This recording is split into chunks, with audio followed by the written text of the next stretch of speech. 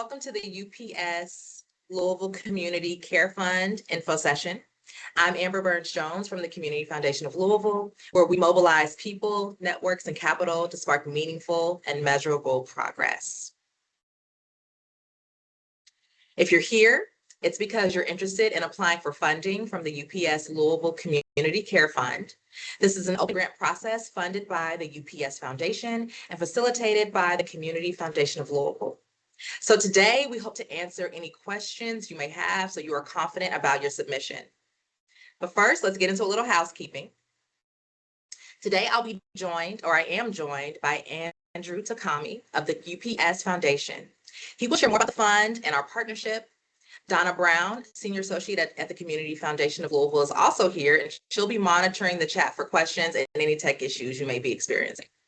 You'll also notice that everyone is muted and videos are off. This is because over 200 people registered for today's session, and this will allow us to better manage questions and minimize possible interruptions. Because although we are 6 years removed from 2020, there are still many of us, mostly me, who still sometimes forget to mute when they are on a video call. So to avoid all of that, everyone's mics will be off for the remainder of the session. When we get to the Q&A portion of the session, Donna will review the questions in the chat, and she will share them with Andrew and I. We'll answer as many questions as possible, but we may not get to all of them. If your specific question isn't answered, no worries, just simply follow up with us via email following the session. Lastly, this meeting is being recorded and will be posted on the Community Foundation of Louisville website following this meeting. All right, today's agenda. First, welcome. I'll be turning it over to Andrew in just a moment, where he'll share the fund's purpose and tell you a bit more about why we're here or why we're doing this now. I'll then walk us through the eligibility criteria and the application questions. We'll review the timeline, and then the floor will be open for questions. Now, without further ado, I'd like to introduce Andrew Takami of the UPS Foundation. Andrew? Amber, thank you so much for all that you're doing. Really appreciate the partnership that we have at the UPS Foundation with you and all of your colleagues at the Community Foundation of Louisville. Hello, everyone. It is great to see you. I really want to just start by just thanking all of you for what you do for our community. The nonprofit sector we commonly refer to as the third sector in the United States is very important towards our way of life and our sustainability as communities. We have, of course, the for-profit sector and the government sector, but the nonprofit sector is uniquely situated to help all of the communities better be sustainable through all of the needs that exist. You on this call represent a broad stroke and represent the community in Louisville and perhaps other places that do this work every day. So I just want to thank you for what you do and acknowledge it, because it's not easy, and all the work you do to serve your customers essentially and all those in the community through what you do through your missions is very important. So I want to thank you just at the outset. It's nice to meet all of you. I know many of you on the call, but for those of you that I don't, it's nice to meet you. Just a few things about the UPS Foundation. The UPS Foundation supports nonprofit organizations across the United States and around the world.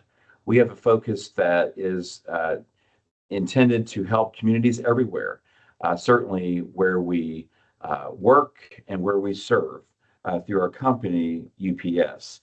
But like our company, UPS, since we are a corporate foundation, we always say we deliver what matters. That is what we do at UPS. And so likewise, the UPS Foundation, we deliver for our communities because we believe that is very important. Some of you already are partners with the UPS Foundation, with what you are doing and what we're doing in Louisville. And I want to thank you for your partnership with the annual funding, the objectives that we've established to serve Louisville. Through our annual funding, as you know, and for those that aren't partners with us, We support what we call our HELP framework. HELP spells HELP.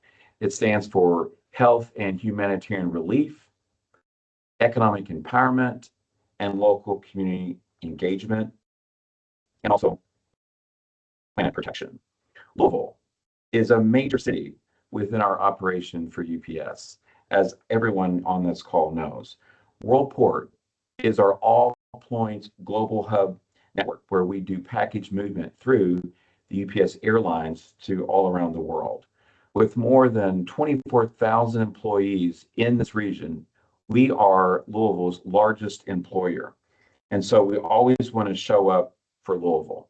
So this partnership today and what the UPS Louisville Community Care Fund represents is with the Community Foundation of Louisville. It's proof of our commitment to Louisville to show up where it matters.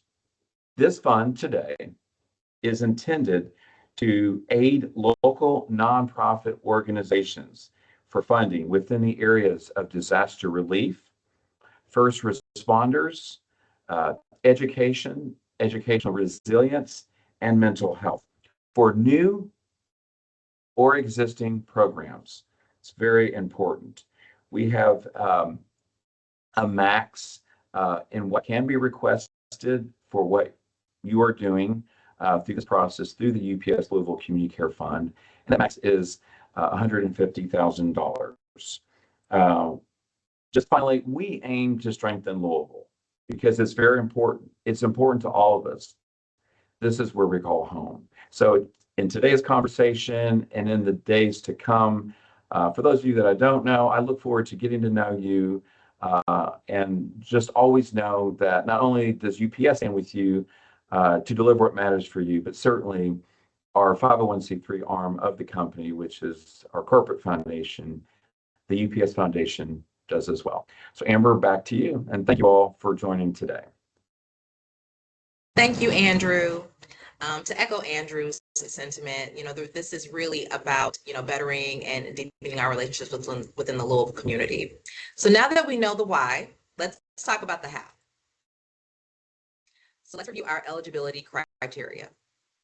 In order to be eligible for this funding, you must be a 501c3 nonprofit organization or a fiscally sponsored project of a 501c3 organization. You must be located in the Louisville metro area or southern Indiana, and that includes Jefferson, Oldham, Shelby, Spencer, and Bullitt counties in Kentucky, as well as Clark, Floyd, and Harrison counties in Indiana.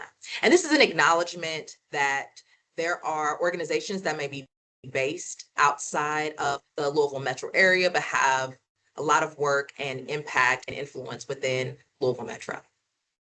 Finally, you must align with one or more of the focus areas. And to repeat those, they are disaster relief, education, environmental resilience, first responder support, and mental wellness. I want to make a small note related to education. This is specifically to support educational programming. So for example, funding could not be used to fund or to contribute to an educational endowment. We intentionally did not define these focus areas because we really wanted organizations to have the opportunity to share their interpretation of their work.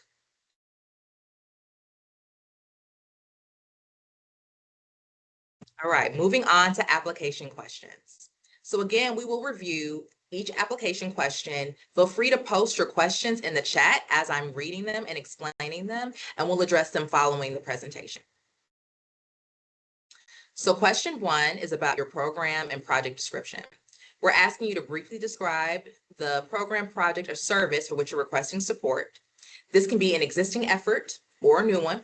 Please include the name of the program or project and how will these funds support your organization. So simply put, we're asking, what do you do? This is your opportunity to describe the work of your organization and or your project or program. We encourage you to be concise and direct in your response. Please make sure that you are fully explaining your program and do not leave things up to for the reviewers to assume. You want everything to be as clear as possible. Second question is around your connection to the fund's purpose. So How does this work address one or more of the fund's priority areas? Again, these are disaster relief, education, environmental resilience, first responder support, and mental wellness. For this question, we're asking you to make a clear connection from the work that you described in question 1 to one or more of the priority areas. Connect the dots overtly. Please do not assume that the reviewer will do it themselves. So again, we're asking for you to be as clear as possible. Question 3, what community need does this work address and who will benefit? Please include the neighborhoods, communities, or populations you serve. So who do you serve, or who are you in community with, and what need are you addressing? So for example, if you acknowledge that, or if your organization is working towards, addressing the warming in Louisville, environmental warming in Louisville, and your solution to that problem is planting trees, just say that very overtly so that it's easy for the reviewer to understand and connect you to the fund's purpose. Question 4 is about impact. What outcomes do you hope to achieve? And why is your organization well positioned to do this work? What do you hope are the results of your efforts? And what about your organization makes you well fitted to do this work? For example, are you from the neighborhood? How much experience does your organization have within this field?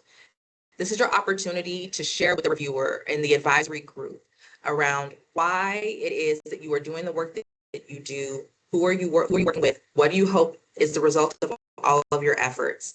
And what about your organization makes you well positioned to do this work? Why are you doing this work?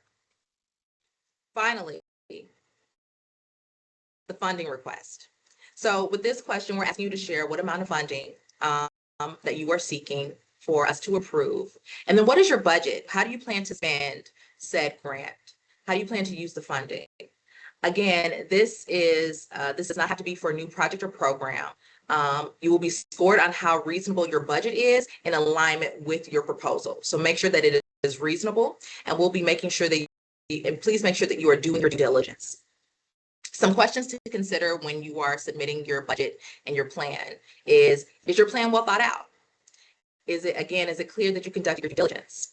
Also be aware that if you submit a request, if you submit within your request a plan to spend down your grant over multiple years, and if this funding is made available again next year, then you could be ineligible for funding until your grant is complete. So that's just something to be aware of as you're submitting your funding request.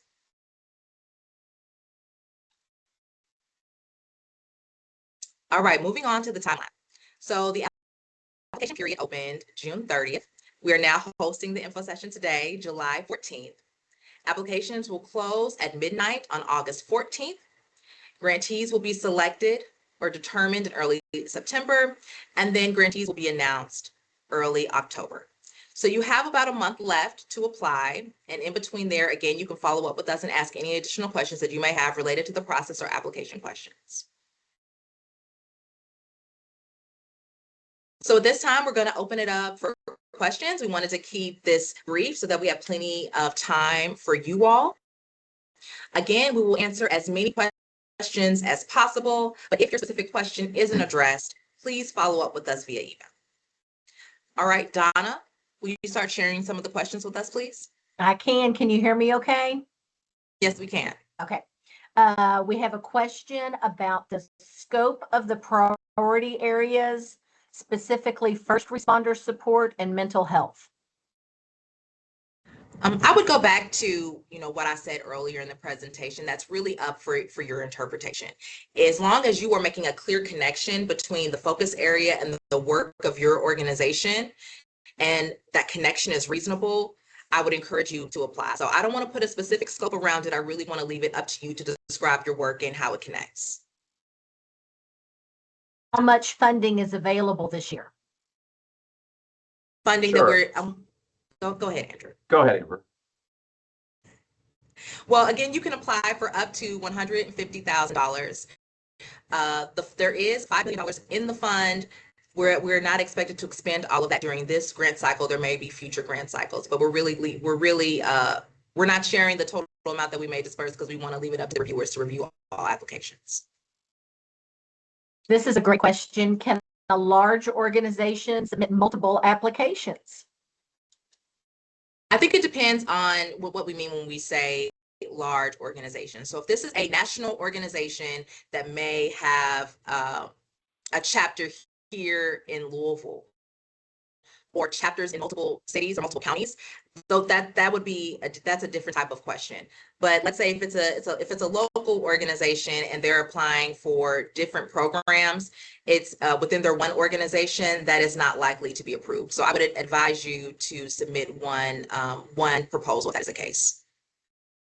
Here's another great question. Thank you for clarifying that we can spend the money over multiple years. How soon will the dollars be available, and how soon do we have to start spending it? Soon will the dollars be available? Well, once the determination of grantees has been made by the advisory group, and subsequently grantees are then notified, then we'll begin the process. So what that usually looks like is we'll reach out to you and send you a notice of award. We'll then send you a grant agreement to be signed by our leadership and yours. So really, it just depends on how long it takes us to execute the grant agreement, and then us to go through our necessary process and to print the check. Spending does not have to begin immediately, but if within your proposal you say that you will spend it within a year, then that year will begin at the time of the grant agreement is executed.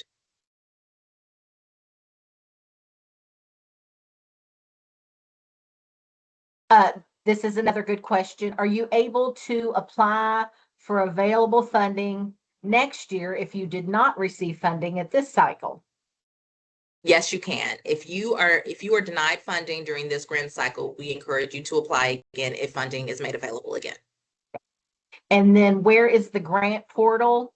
I can drop a link to our website so that they can get to the application in the chat.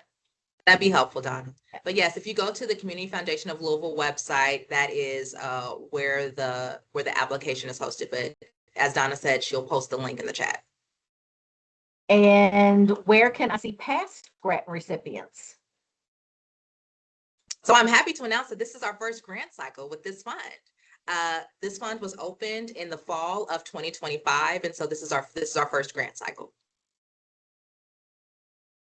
Are sponsorships and grants applied the same way?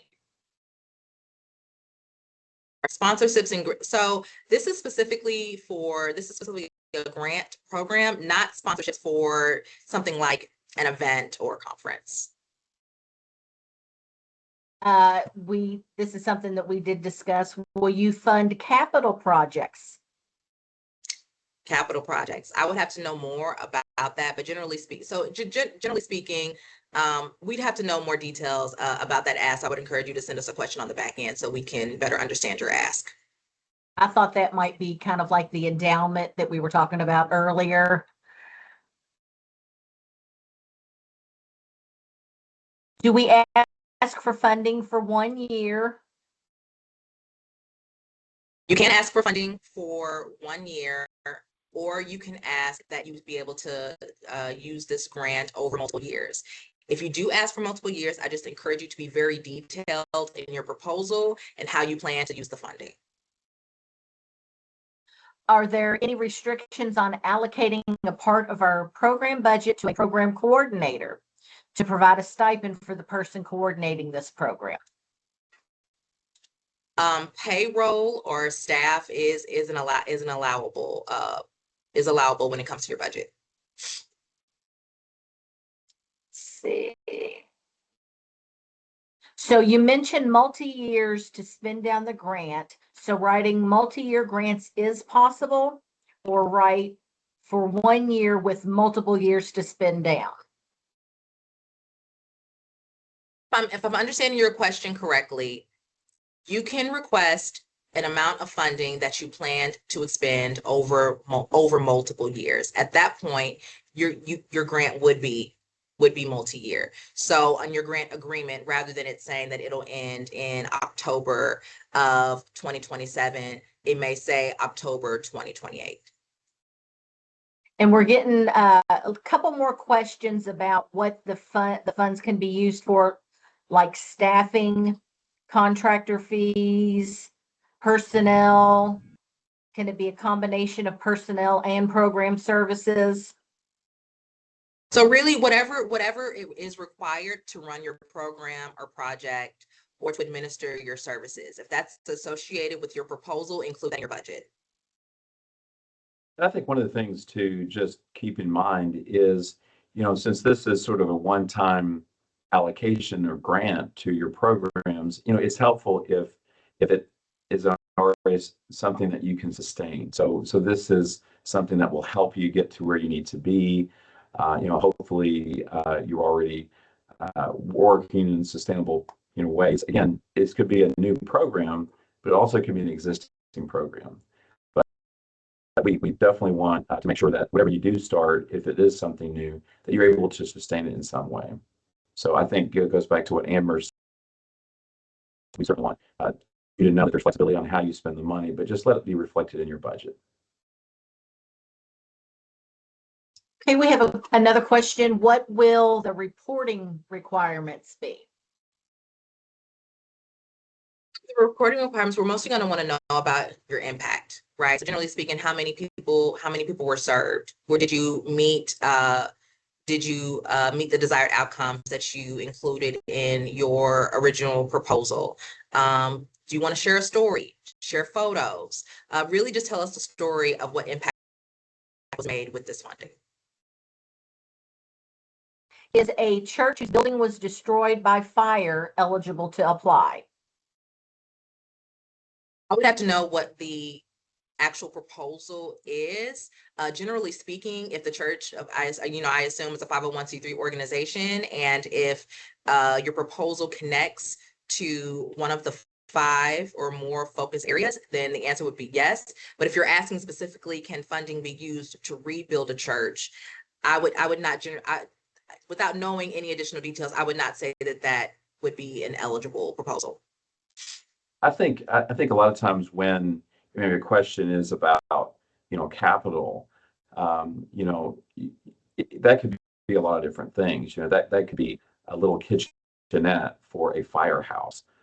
Who is just so I think you just be clear what it is. I mean, obviously this fund is not intended to replace insurance funds, that sort of thing, but we definitely want to, UPS definitely wants in this partnership to make sure that we're able to help nonprofit organizations.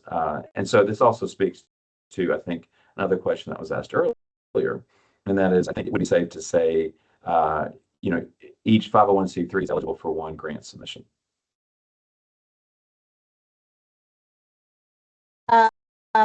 There's a question, who is on the advisory group you mentioned?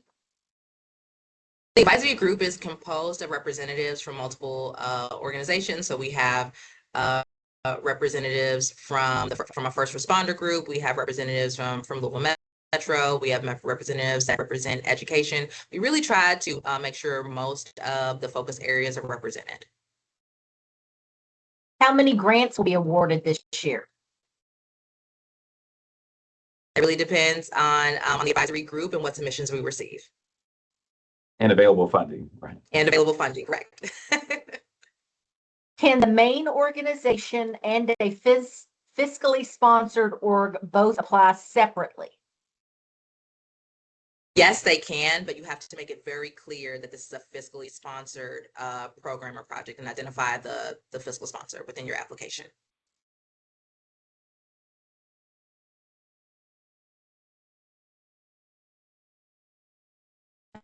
Okay.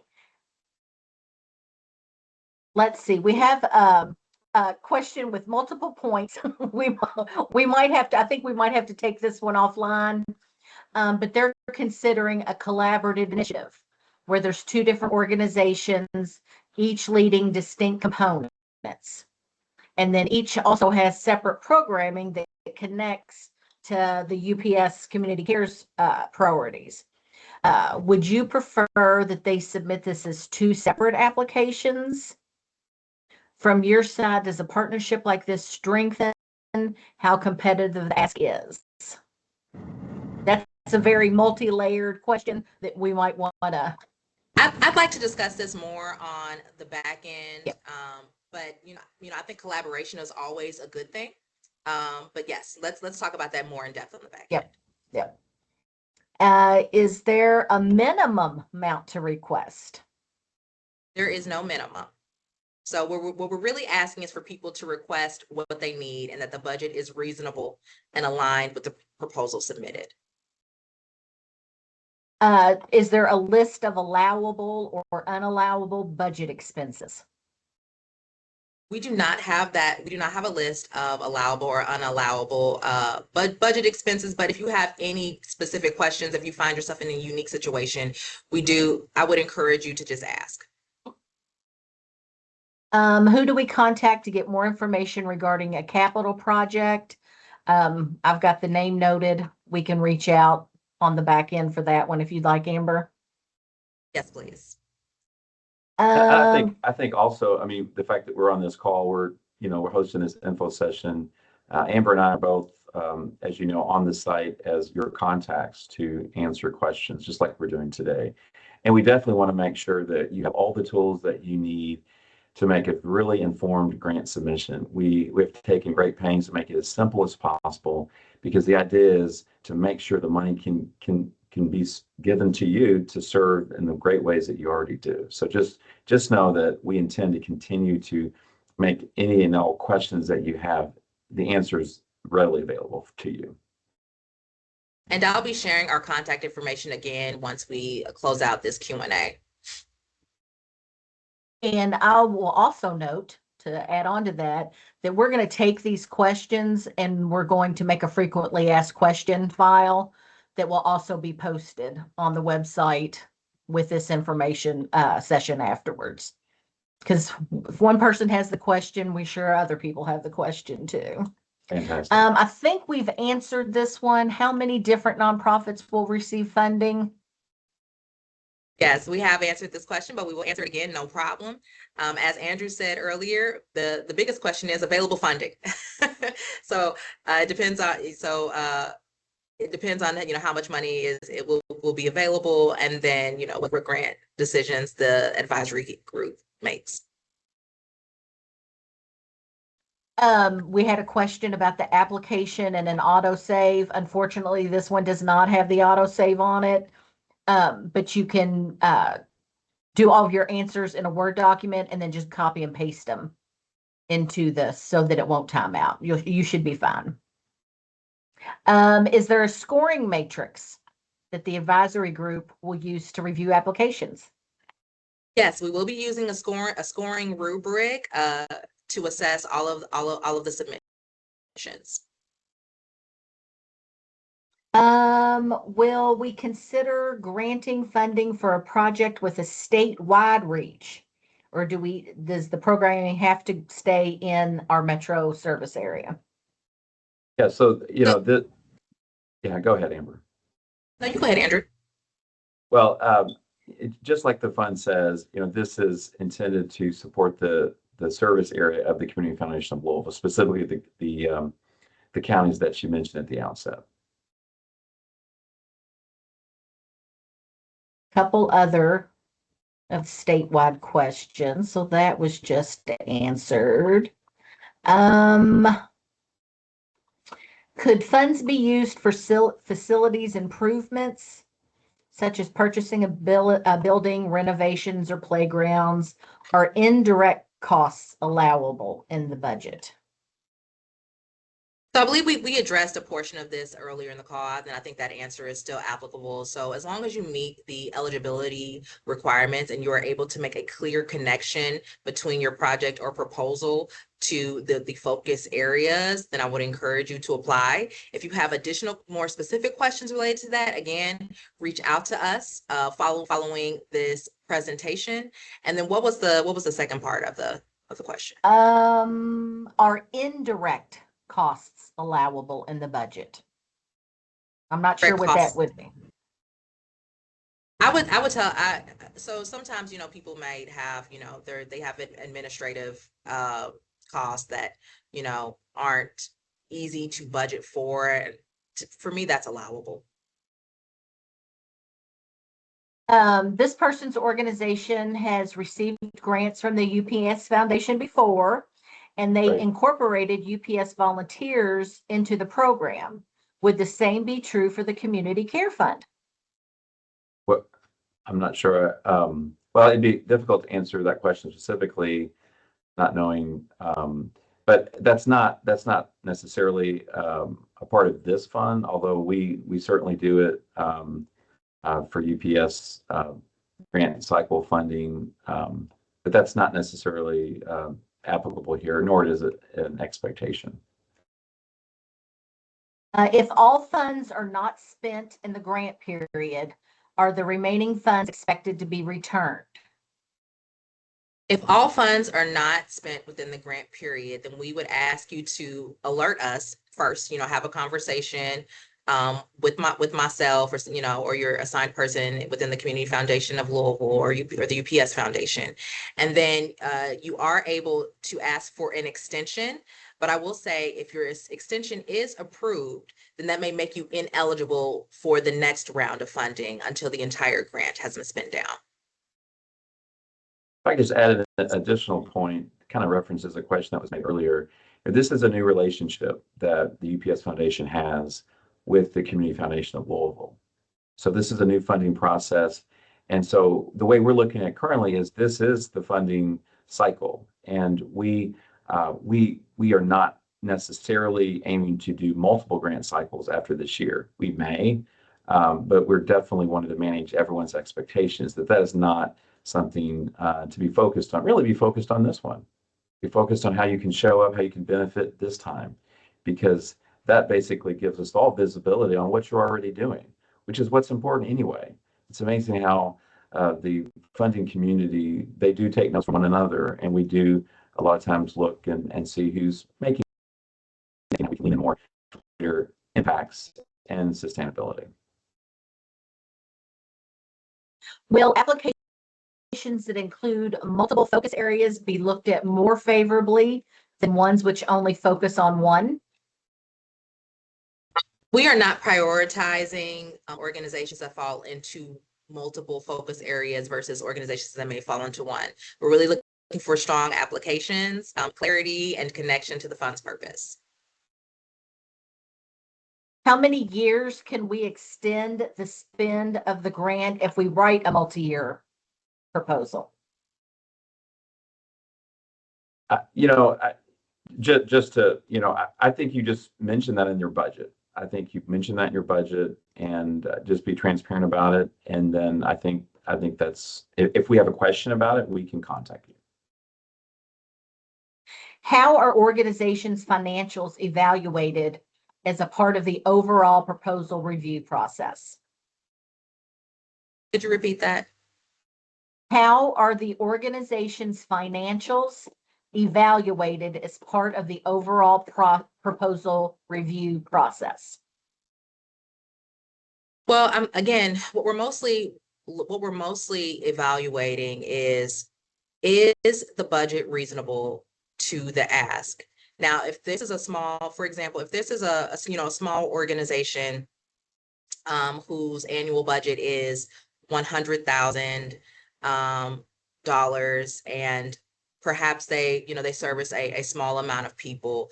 If their budget is not in alignment with what they are proposing, or let's say it's a large organization that's requesting a small amount of money, and it's clear that this amount is not going to cover the fullness of the project, or all of the things that they want to accomplish within the grant cycle. That's what we're going to be evaluating more than the financials of the organization. And this is not a question, a note of appreciation, just thanking for the implementation of a transparent, accessible grant-making process. They just wanted to recognize that they know that this takes work. And there's lots of hearts and likes under that. So thank you for that That's note wonderful. of appreciation. Really appreciate that. I know, right? Wonderful. Will grants be awarded for lesser than the requested amount, or will the grant be dismissed if the full amount is not awarded? We're really going to just be reviewing these on a each each submission individually, and it really comes down to what's made available, what funding is available. So we haven't made that determination yet. Yeah, and I definitely want to just echo that too, because, if you need, when in your submission process, a certain amount of money for the program that you're asking for, we're going to take you at your word. We're not going to try to make that smaller in any way, shape, or form. So, but again, just focus on what you need within the allotted funds available, or within the max, and then we'll review them based on as they're submitted.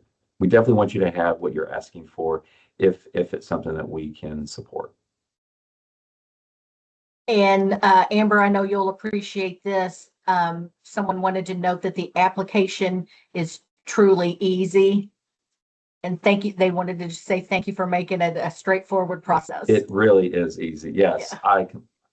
Thank you. Yes, I want to thank the Community Foundation of Louisville as well. I really am happy with how they're orchestrating everything, the clarity, transparency, the ease, and yes, that includes the grant submission process. I've checked it out, just like hopefully all of you have. If you haven't already, go ahead and do it, because like Donna says, you can copy and paste things directly into the submission, and it's very, very seamless, intended to make things as easy as possible for everyone. We have several questions. Are we going to make the scoring rubric available? That's not our typical practice, but again, that's why, we're having this info session so that we can elaborate and let you all know what we are looking for with each application question. And so this is a little clarification. Is the UPS, and I'm assuming they meant Louisville Cares Fund, different from the UPS Foundation? It is. And, if anyone has a partnership with the UPS Foundation, UPS locally already, that's wonderful. We celebrate you. We're grateful for your partnership. This fund, this UPS Louisville Community Care Fund, is different. And so anyone who may already have a relationship with us is eligible to apply. It doesn't change anything, but it is definitely separate.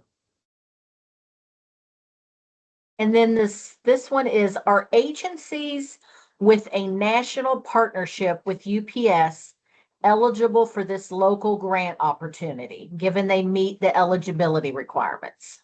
One of the things that we said it in the name, it clearly states UPS Louisville Community Care Fund. So, if you're a national organization with a local presence in Louisville, then absolutely, as long as you're applying through your local site, your local chapter.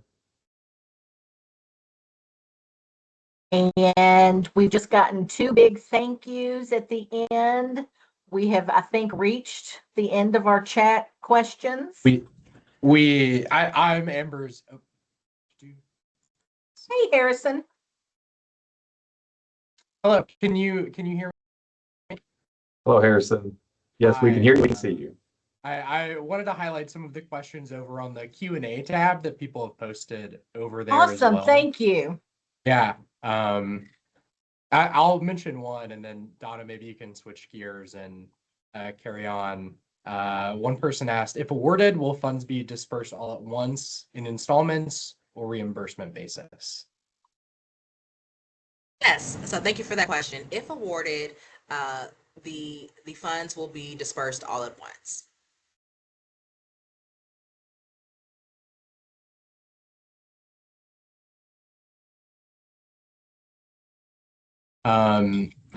Another question was just asking for you to repeat about the eligibility of organizations who aren't necessarily headquartered in the geographic area, but have considerable operations here.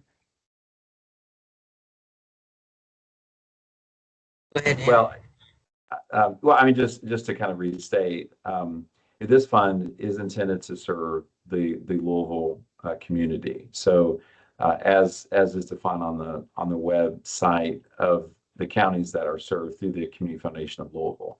So, if you're an organization that's within those counties, you're eligible to apply, and that has, it's more about that than if you have a national office as well. but certainly we want to help and strengthen Louisville. As I mentioned at the outset, this is the largest location for UPS anywhere in the world. It's Worldport. So this is really nice for us to show up bigger and bolder in Louisville. And I think the final question that I don't feel like we've touched on was somebody asked, could you give more description to mental wellness? No, again, we're really leaving that up for interpretation by your organization. I would encourage you, if you believe that your organization falls within that focus area, make the strongest argument possible and a clear connection between that priority and the work of your organization.